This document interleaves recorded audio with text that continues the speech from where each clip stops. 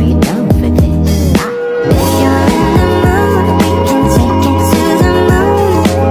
Just like a movie scene, table for two.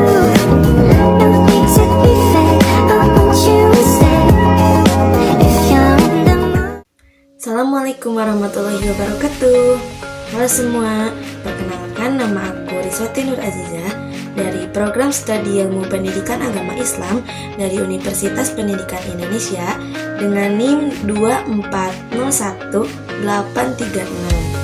Nah, pada kali ini saya akan mereview buku yang telah saya baca, yaitu berjudul Seni Membuat Hidup Jadi Lebih Ringan. Buku ini merupakan mahakarya dari Francine Zheng. Buku ini diterbitkan oleh PT Gramedia Pustaka Utama yang terdiri dari 320 halaman. Francine Zheng adalah seorang penulis, blogger, dan juga pembicara asal Amerika yang dikenal sebagai Miss Minimalis. Ia lahir pada 28 September 1973 dan terkenal karena ajarannya mengenai minimalisme. Dia memulai blognya Miss Minimalis pada tahun 2009 dan telah menerbitkan beberapa buku termasuk The Joy of Less dan Seni Membuat Hidup Menjadi Lebih Ringan yang menginspirasi banyak orang untuk menyederhanakan hidup mereka. Pengalamannya dalam beralih dari rumah besar ke apartemen kecil memicu ketertarikan pada gaya hidup minimalis yang kemudian ia bagikan melalui tulisan dan juga ceramah-ceramahnya. Nah, kenapa sih saya tertarik membaca buku Seni Membuat Hidup Jadi Lebih Ringan? Karena buku ini menawarkan pandangan baru tentang hidup minimalisme dan juga konsep minimalisme yang diajukan tidak hanya mengurangi barang, tetapi juga mengurangi stres dan juga meningkatkan kebahagiaan. Buku ini memberikan metode praktis seperti streamline yang membantu pembaca merapikan hidup mereka. Dan juga tidak hanya itu, buku ini juga menyadari pentingnya memiliki barang yang benar-benar dibutuhkan. Nah, dengan bahasa yang mudah dipahami, buku ini cocok untuk semua kalangan yang ingin menjalani kehidupan mereka lebih sederhana dan juga bermakna. Nah, setelah saya membaca buku ini, saya dapat mengambil beberapa fokus buku yang menurut saya mudah dipahami dan juga sangat menarik untuk dibahas. Nah, di antaranya adalah yang pertama, meringankan isi rumah, kemudian yang kedua ada meringankan langkah, yang ketiga meringankan kadar stres, dan yang terakhir yaitu meringankan jiwa. Nah, yang dimaksud meringankan isi rumah menurut Francine Zheng ini adalah mengurangi barang-barang yang tidak perlu untuk menciptakan ruang yang lebih tenang dan juga damai.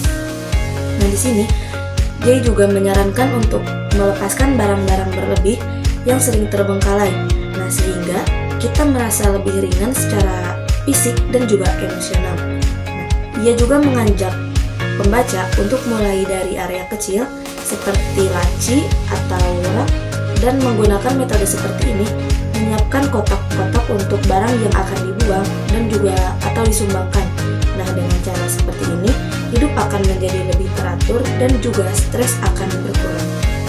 Penulis memberikan cara-cara untuk meringankan isi rumah. Dimulai dari nol. Yang pertama dimulai dari nol. Mulai dari nol di sini adalah untuk setiap laci, rak ataupun lemari atau area manapun yang perlu dibersihkan, keluarkan seluruhnya, tumpahkan, turunkan, biarkan bersih dari benda apapun. Kemudian yang kedua, kelompokkan atau kumpulkan. Saat harus memilih barang untuk disimpan, kumpulkan dan kelompokkan barang yang mirip, sebab akan jauh lebih mudah menyingkirkan barang kalau kita tahu kita memiliki begitu banyak benda yang berjenis sama. Selanjutnya yang ketiga, yaitu kurasi. Nah, maksud kurasi di sini adalah merujuk pada pemilihan dan pengorganisasian barang-barang serta mempertimbangkan nilai dan fungsinya dalam kehidupan sehari-hari. Kemudian yang keempat yaitu kotak barang keluar. Maksud kotak barang keluar di sini adalah memisahkan barang yang tidak dibutuhkan dari kehidupan kita sehari-hari menjadi wadah bagi barang-barang itu sebelum benar-benar pergi. Nah, kotak itu mengumpulkan semua barang yang tidak diinginkan agar bisa ditangani sekaligus, bisa disumbangkan ataupun dijual. Nah, kemudian yang kelima yaitu ada kotak barang ditunda. Nah, yang dimaksud kotak barang ditunda di sini adalah menaruh barang-barang itu di sebuah wadah yang kemudian disembunyikan selama 6 bulan. Jika dalam kurun waktu itu barang yang sama tidak diminta kembali, berarti barang itu aman dikirim ke tempat lain. Nah, label ditunda membantu kita menyadari bahwa kita bisa hidup tanpa barang-barang itu. Nah, kemudian yang terakhir, yang keenam adalah tata dan susun. Tata dan susun ini merujuk pada cara mengorganisasi barang-barang di rumah agar lebih rapi dan fungsional. Menyusun barang-barang sedemikian rupa sehingga setiap item memiliki tempat yang jelas, memudahkan akses dan menjaga kebersihan. Nah, dengan tata dan susun yang baik, kita dapat mengurangi stres dan menciptakan ruang yang lebih nyaman untuk kehidupan sehari-hari. Kemudian, fokus buku yang kedua adalah meringankan langkah. Menurut Pensi dari dalam bukunya adalah maksud dari meringankan langkah di sini mengurangi beban dalam aktivitas sehari-hari untuk hidup lebih selaras dengan alam.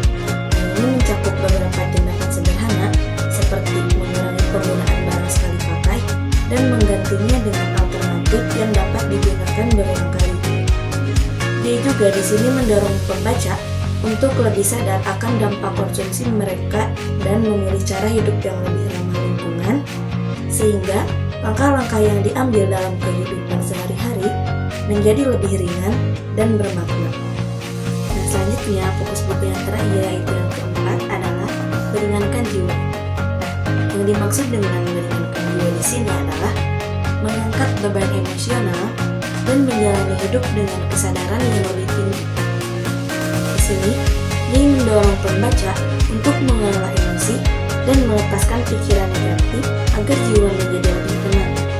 Ia mengacu pada konsep sovereign yang berarti hidup dengan moderasi dan menikmati setiap aspek dalam kehidupan.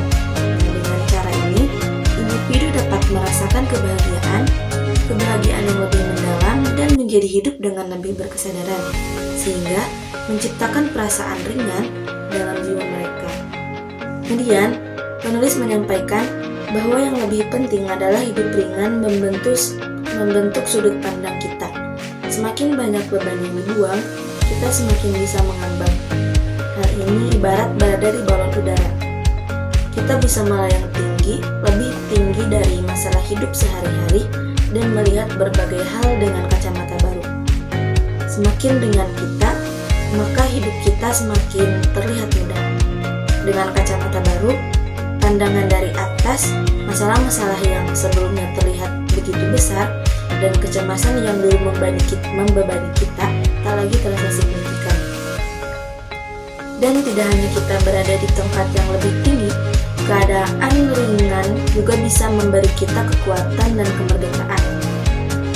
Bangkitlah dan arahkan perjalanan kita sendiri.